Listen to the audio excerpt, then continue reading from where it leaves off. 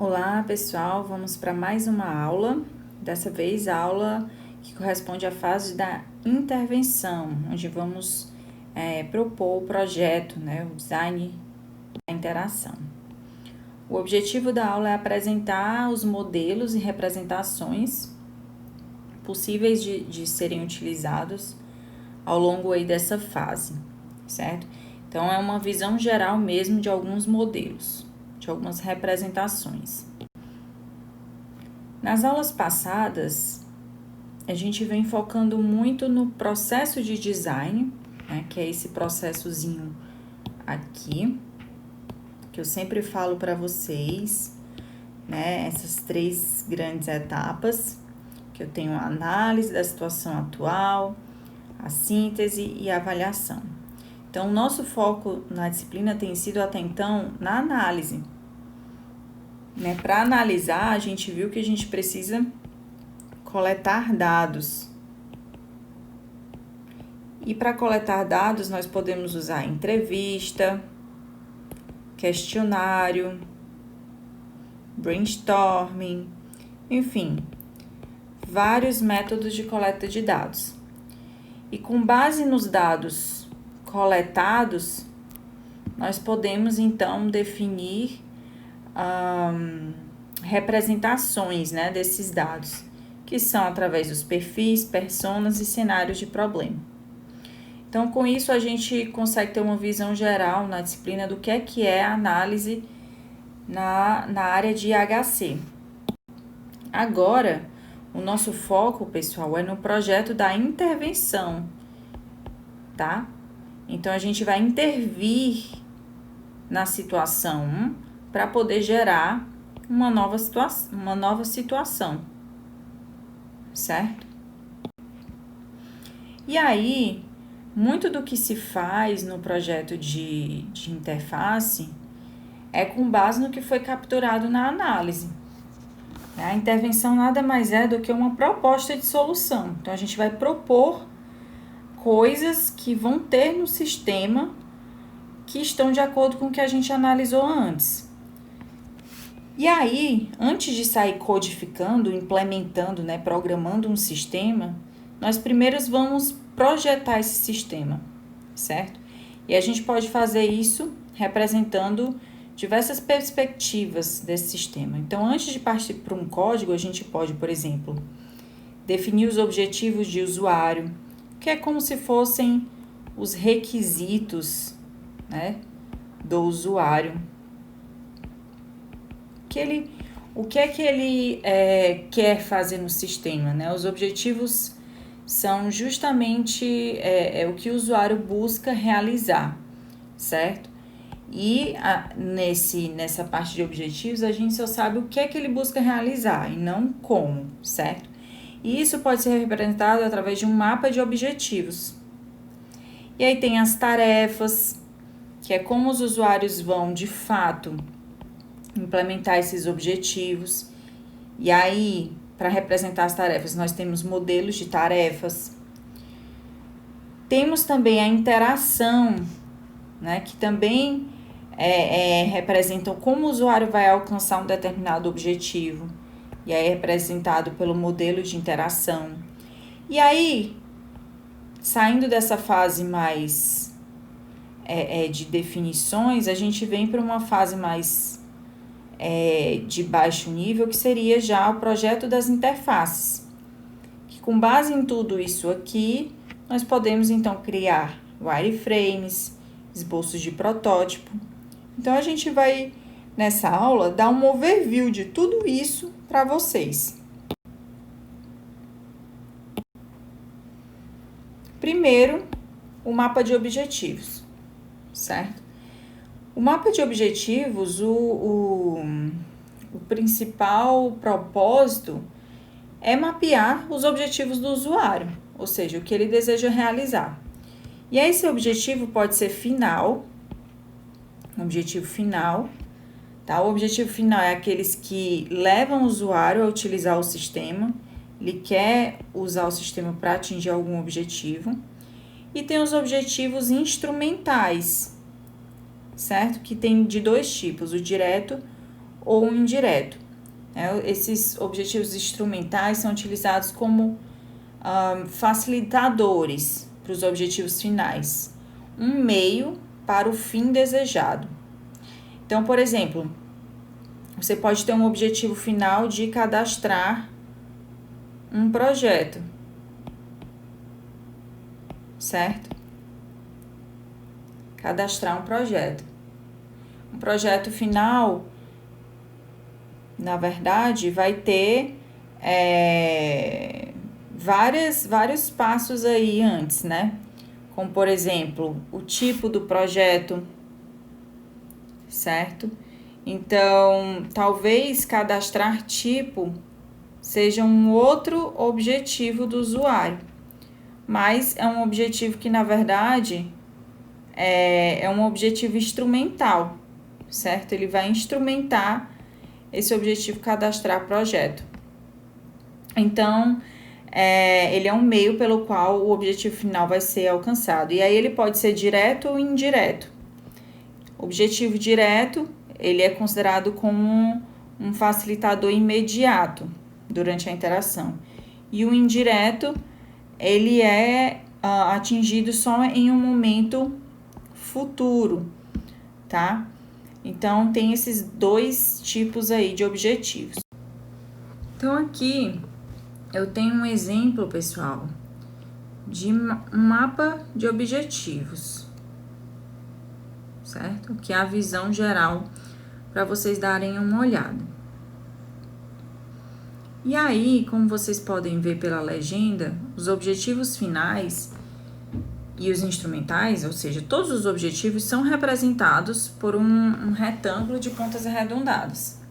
Porém, o objetivo final, ele é representado por essa linha completa, e o objetivo instrumental, ele é representado aí por a linha pontilhada.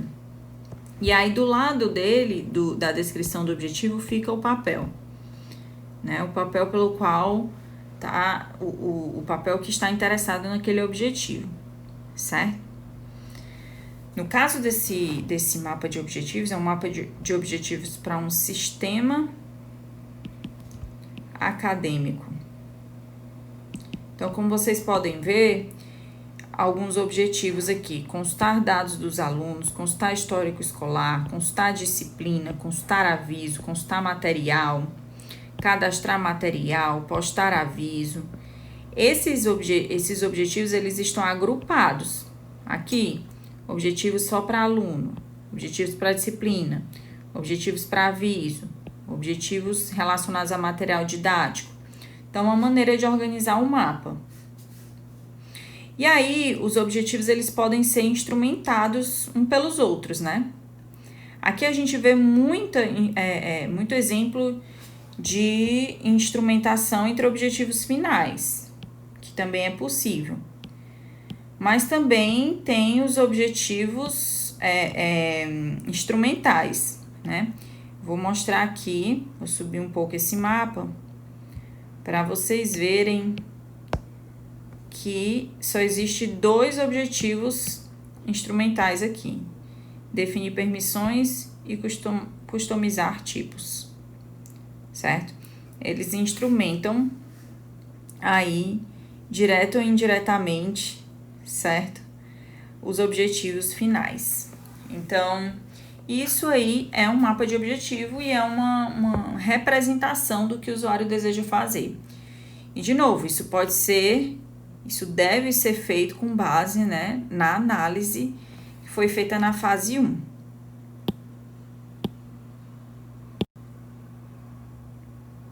Modelagem de tarefas, né? O que tem aí a saída, a representação disso são os modelos de tarefas, certo? Mas o modelo de tarefa, ele não representa só uma estrutura hierárquica, né, de tarefas que compõem um objetivo, mas também estruturas de sequência e interação. Então, o modelo de tarefas, pessoal, ele vai além do que representar só um objetivo, né? Ele mostra as tarefas que você deve projetar no seu sistema para satisfazer um determinado objetivo, certo? E aí existe uma anotaçãozinha, né, em que o objetivo de mais alto nível é representado por um retângulo com bordas arredondadas e as tarefas apenas por retângulos, e tem os operadores, certo? Que vão tornar as tarefas possíveis, né, realizáveis. E elas são representadas com retângulo sobre uma linha. Então, o modelo de tarefas é isso, ele vai além dos objetivos. E aí eu vou mostrar um exemplo que assim fica mais claro. Então, aqui é um exemplo de um modelo de tarefas.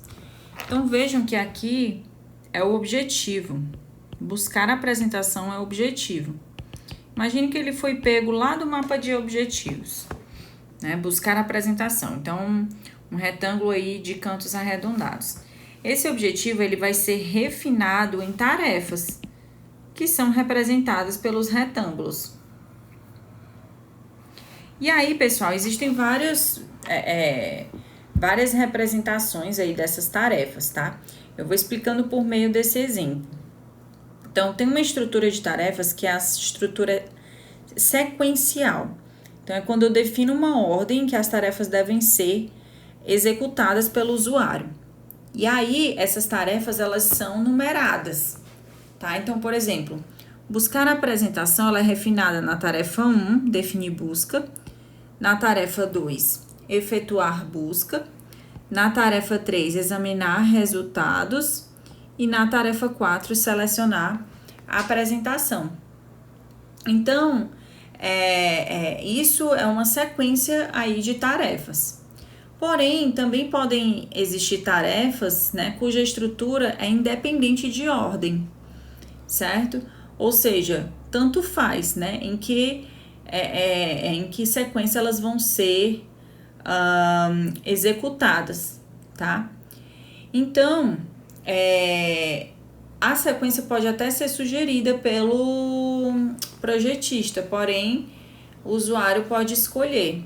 E aqui é um exemplo de estrutura que é independente de ordem. Independente de ordem. E aqui é aquela que é sequencial, né?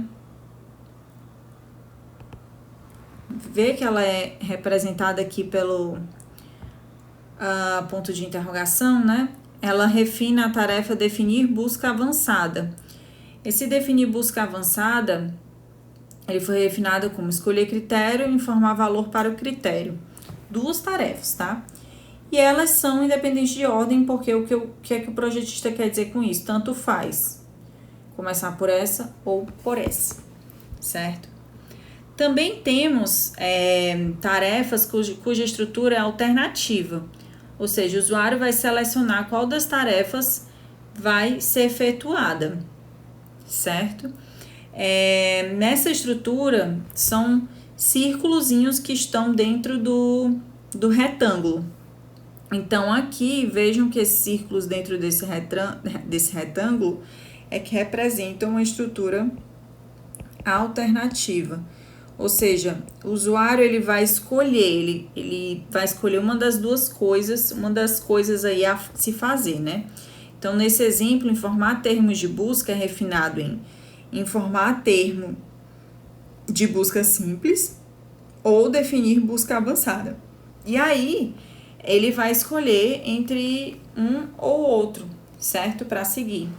Então, aí também é um outro exemplo de estrutura. Também, pessoal, quando uma tarefa ela pode ser realizada várias vezes, ela é chamada, né, ela tem uma estrutura iterativa e é representada pelo asterisco. Então, aqui é um exemplo de estrutura iterativa. Ou seja, eu posso executar ela várias vezes, certo? Isso vai indicar uma iteração, tá? Eu posso executar mais de uma vez. Então, eu posso informar termos de busca. Por exemplo, eu posso informar 1, 2, 3, 4, 5, 6, enfim. A quantidade que eu quero aí de termos de busca, tá? Então, aí é um outro tipo de estrutura.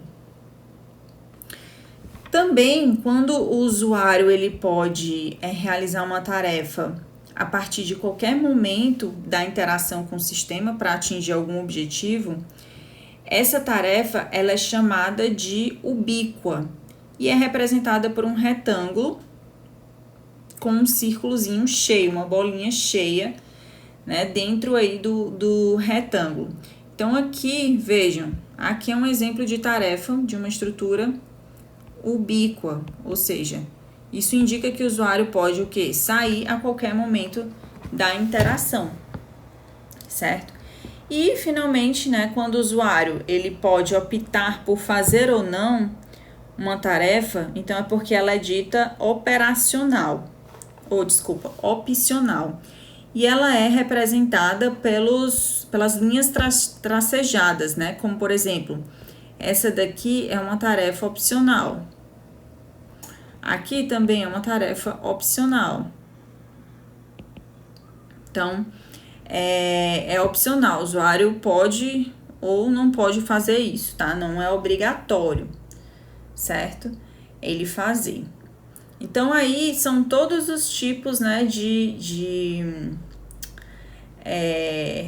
estruturas que uma tarefa pode ter, tá? Então, o que tá faltando aí, pessoal, é falar um pouco também que essas tarefas, né, elas podem ser todas, de alguma forma, representadas por meio de operadores, né? O que é que são os operadores? Eles são ações atômicas, certo? Que eles são ações que vão ser mapeadas diretamente em ações sobre um elemento de interação na interface, tá? Então, por exemplo, os operadores aí, né? Informar termo de busca simples, escolher critério, informar valor para o critério. Tudo isso são exemplos de operadores. E esses operadores, como vocês podem perceber, são representados pelo retângulo com uma linha abaixo, certo? Então, isso aí é um exemplo de modelo de tarefas. Uma outra representação que temos são os modelos de interação, né? E existe uma notação bem mais formal para esse tipo de representação, que é a MOLIC, que é a linguagem de modelagem para interação com uma conversa. Então, o que a MOLIC faz? Ela representa a interação do usuário como se fosse uma conversa entre ele, certo? Entre o usuário e o sistema. Só que, na verdade, esse sistema, ele é visto, né, por essa linguagem, ele é visto como o designer, né? Ele é visto como o resultado que o designer traz na forma de sistema. Então, o que é que o designer pensa de como vai ser aquele sistema é o que vai ser aí a comunicação. Então, assim, né? A verdade é que é uma conversa entre o usuário e o sistema, só que o sistema ele é um resultado do que o designer ali projetou, certo? Para o usuário, tá? Então, a MOLIC, ela foi projetada para apoiar os designers no planejamento da interação.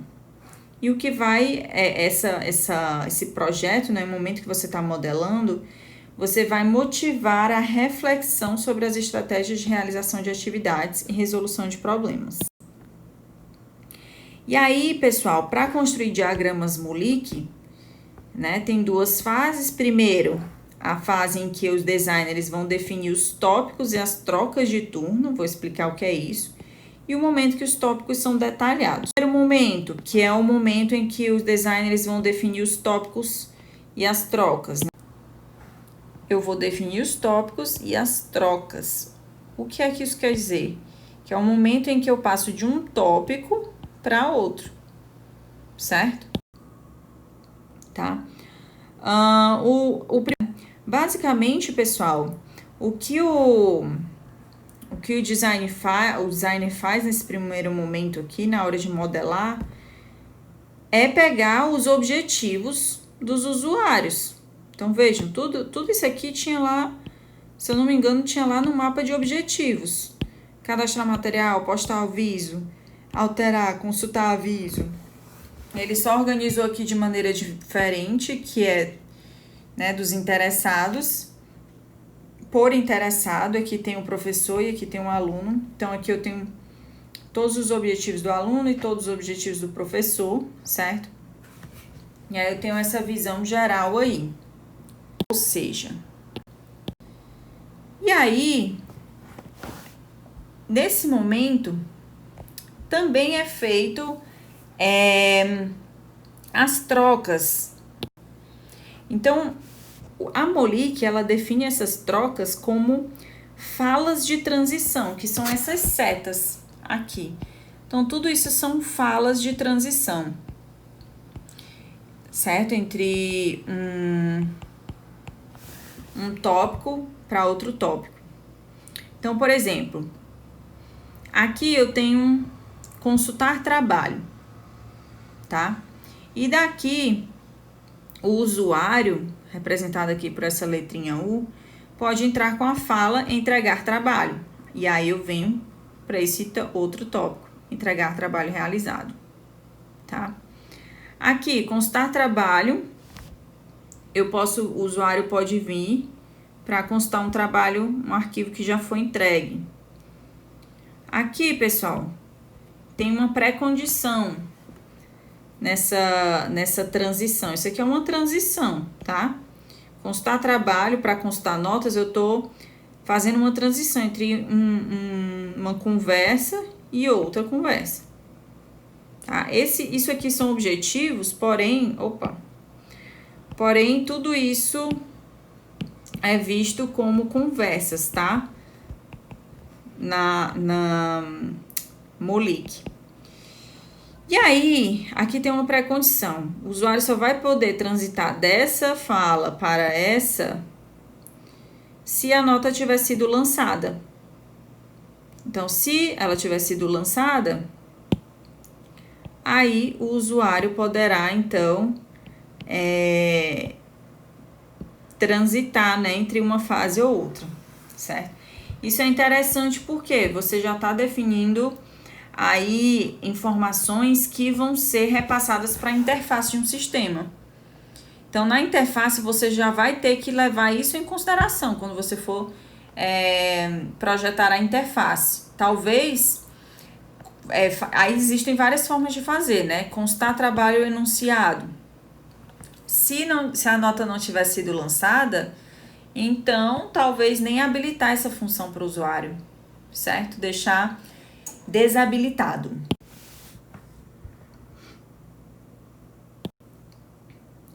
Aqui, pessoal, tenho mais informações sobre como você pode definir essa estrutura.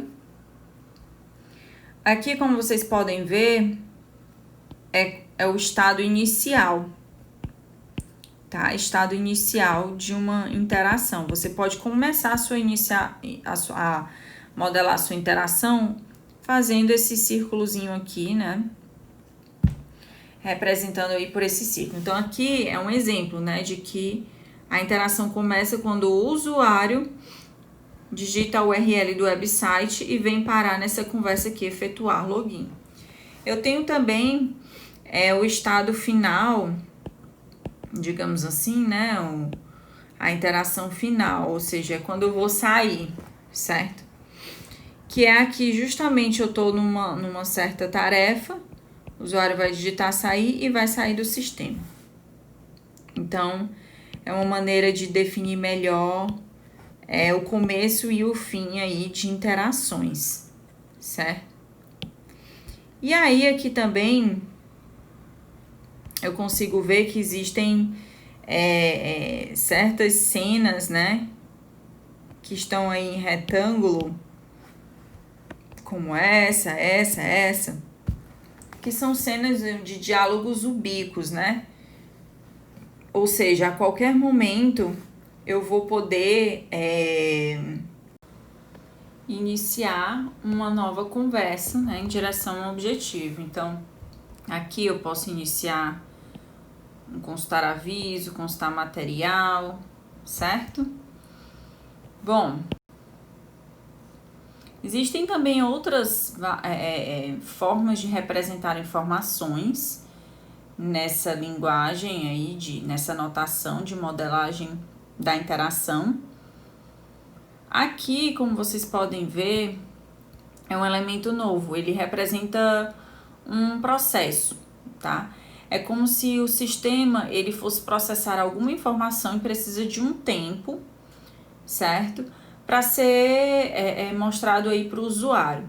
Então, imagina, eu tenho buscar um material, o usuário vai iniciar uma busca, então aqui eu tenho um processozinho, ou seja, um tempinho em que vai haver um processamento, tá? E aí pode ser que esse processamento, ele demore um tempo, e aí você pode mostrar para o usuário o tempo em que está concluído, né? Por exemplo, a porcentagem que está concluída de uma determinada busca. E aí esse processamento ele pode ir para uma outra cena, uma outra conversa, né? Em que o usuário vai examinar o progresso da busca e ele pode até cancelar e voltar para a busca. Aqui ele mostra na opção que a busca foi realizada e que N itens foram encontrados, ou pode ser também que nenhum item seja encontrado, certo? Então aqui é uma outra maneira de representar aí essa interação do usuário com o sistema. E aí a segunda parte da modelagem é você detalhar aqueles tópicos, né? Então, entregar trabalho, você pode detalhar com diálogos, tá? Então, ver turma, ver enunciado, informar dados do trabalho, informar integrantes, tudo isso é como se fossem subtópicos de entregar trabalho, certo? E você pode ir mais além nesse detalhamento, você pode detalhar com signos, que são conceitos, né, como se fossem entidades aí do sistema. Então, cada diálogozinho que você vai pegar, ver turma, ver enunciado, você vai detalhar com as entidades que fazem parte ali da interação daquele diálogo. Então, ver turma, ao designer que vai pedir, né, a disciplina, a turma. Ver enunciado, o designer vai pedir o título, a data de entrega. Informar dados do trabalho, não só o designer, mas o usuário também. Então, o designer vai pedir um arquivo, o usuário vai entrar com um arquivo. Informar integrantes da equipe, aí tem uma pré-condição aqui, que o trabalho tem que ser em grupo, tá? Então, aqui é uma forma de detalhar mais essa interação, certo? Então, essa é a Molic. Eu vou deixar o arquivo com a descrição dela mais detalhado para vocês lerem aí em casa. E aí, pessoal, uma vez que você definiu várias dessas informações, né, os objetivos, tarefas, a forma de interação, né, como vai ser essa interação, você pode começar a representar de fato a interface com o usuário, né? Ou seja, já pode pensar de forma mais concreta. Aí existem as representações de baixa fidelidade e de alta fidelidade. As representações de baixa fidelidade normalmente são rascunhos ou esboço da interface. Não tem preocupação com o aspecto gráfico. Pode ser feito até manualmente, pessoal, por meio de papel, por exemplo. Exemplos desses protótipos aí, dessas representações de baixa fidelidade, são os wireframes, os mockups, tá? E de alta fidelidade, as representações de alta fidelidade não, eu tenho um desenho mais completo da interface.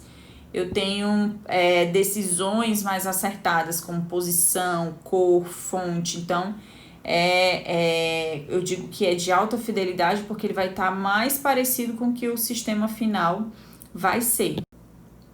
Aqui são alguns exemplos de representações de baixa fidelidade. Eu vou passar rápido, mas quem quiser olhar com mais detalhe é só pausar o vídeo para ver. Então, aqui de baixa fidelidade, aqui também, vejam que eu não tenho decisões de cores, né, de fontes. Tá bem manual aqui no papel escrito, né, as ideias aqui de como vai ficar a interface. Aqui eu já tenho representações um pouco melhores do que está no papel, mas ainda assim, né, são representações mais de estrutura, né, então de mais baixa fidelidade, são wireframes. E aqui é um exemplo mais de alta fidelidade, um protótipo que como vocês podem ver, já tem definição de cores, fontes, né, botões. Então, ele tá aí com uma alta fidelidade ao que vai ser no final. E é claro que existem vantagens e desvantagens, tá?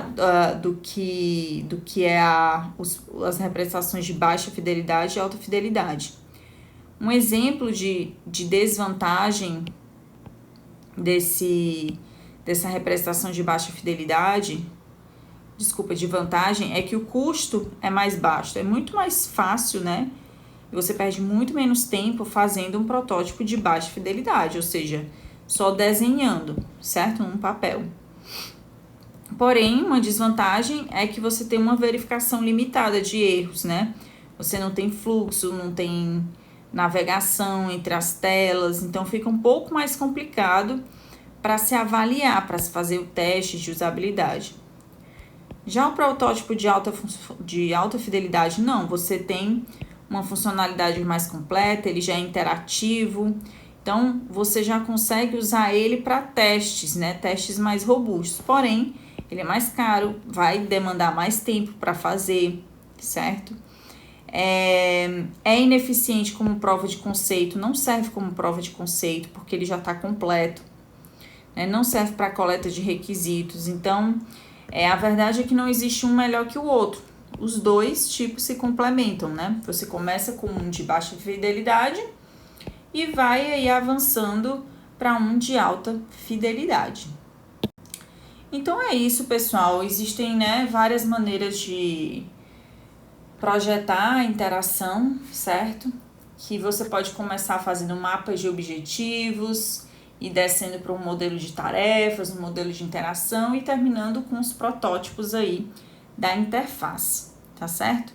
Então, essa foi a aula de hoje. Deixarei a lista de exercícios no Classroom. Até mais!